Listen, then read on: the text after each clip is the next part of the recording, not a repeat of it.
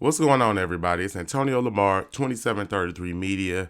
I'd like to welcome you into the channel. Today, I want to talk about an article I seen this morning by OU Insider, and it says, OU football camp, which players have boosted their stock?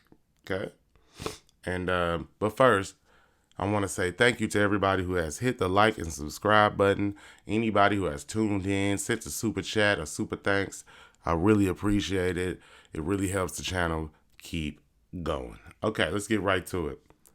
Nick Anderson is the first person they mention in the article. It says, no one has arguably improved their chances at a big role this season more than redshirt freshmen who missed most of last season with injuries. Anderson has quickly asserted himself as one of the top wide receivers, a position group that's logjam with talent. Within a few days of fall camp, Anderson was running alongside cemented starters Drake Stoops and Jalil Farouk during individual drills. He's also impressed during the Sooners' full-speed scrimmages. At 6'4", Anderson brings a much-needed size and athleticism, Stoops said.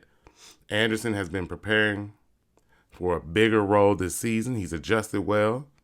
He got to play some of last year, and then he was plagued by injuries a little bit. He's been adjusting great, acclimating great. He's busted his tail in the summer, and that helped him get ready for this, which is with OU strength and conditioning coach Jerry Schmidt.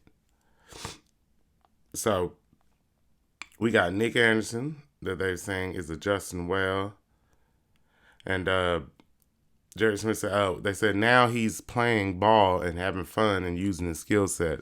It's working to his advantage. I'm really excited for him. Nice. Gavin Freeman is another person they got down on the list. If there was a guy that OU coach Brent Venables hyped up during the offseason, it was Freeman. So far, the former walk-on hasn't proved him right. Freeman has emerged as a real weapon for Jeff Lebby and the Sooners offense. He made the most of his limited opportunities last season, but he's been trending more and more towards earning more playing time in 2023. There's a lot of mores in there. It's not just his speed and route running that's impressed the team. His mindset has impressed too. Okay, Smitty said, I just feel like he brings the heat every day. And no, actually, that's what Jalil Farouk said, the wide receiver. Being with Smitty, working out, that's one of the guys I'm working out with. He's always bringing the heat every day. There's never a day he doesn't. Okay? Now, y'all know I really love Gavin Freeman. Went to Heritage Hall, see them play a few times, look great. And he's one of those players that I really want to see get on the field. They also hype up Andrell Anthony, which is a transfer from Michigan. Came in the offseason. Been doing good for what I heard, but they say, given the lack of experience at wide receiver outside of Farouk and Stoops, finding depth there has been one of the primary objectives for Emmett Jones and Lebby. They also need to find a way to replace Marvin Mims. Anthony offers a replacement for Mims, big playability down the field. He's proven ability to win 50-50 balls during camp, and his speed has been on display during scrimmages. Last week, Venables said former Michigan receiver will be a big part of the offense in 2023. There's still a long way to go, but Anthony has put himself in position to carve out a role in the offense, okay? Now, sounds good for Anthony. Glad for him. We need somebody else to step up, and that would be fantastic because, as I just mentioned in probably my last video, the wide receivers, we really need that. We need to find that number one, that big play guy. I don't know if it's him, but somebody's going to have to step up and take over. It should be Farouk because he's been there so long, but you never know.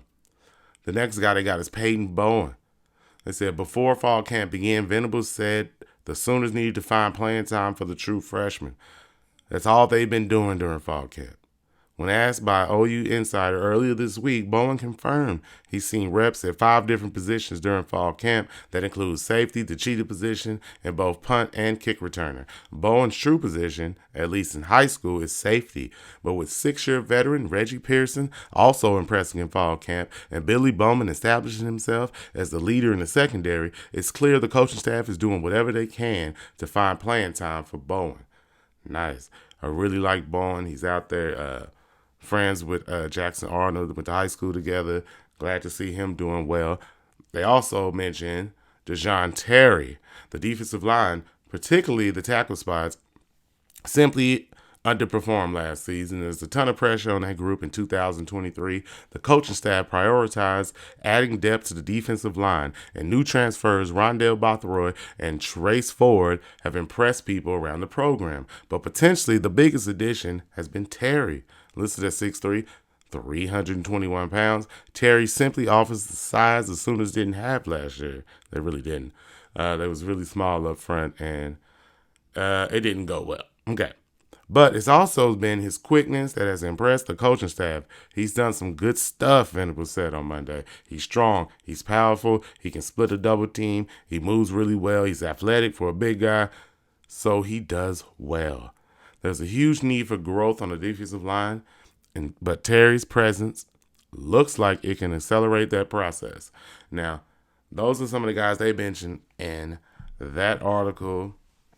I've also heard that Jackson Arnold has been impressive as well, the quarterback, the freshman, the stud, the blue chip, who has come in from Tejas, from Texas, and putting it down. So we got to see what players going to step up. Really need that secondary to step up.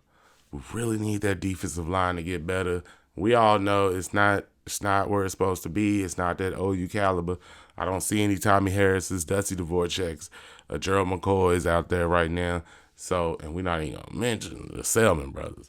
But, so we need more defensive players. We all know that, to step up and get it right. On the offensive side, I just really need Dillon Gabriel to be Dillon Gabriel and to provide that leadership at quarterback, sustaining effort that takes us to the victories, okay?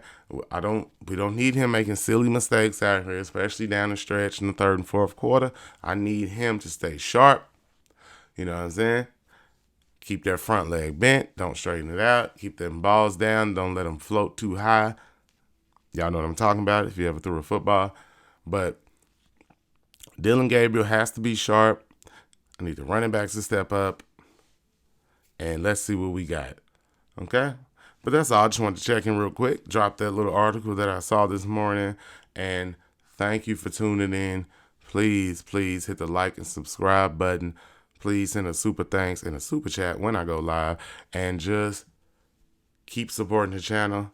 Thank y'all very much. Till next time, I'm out.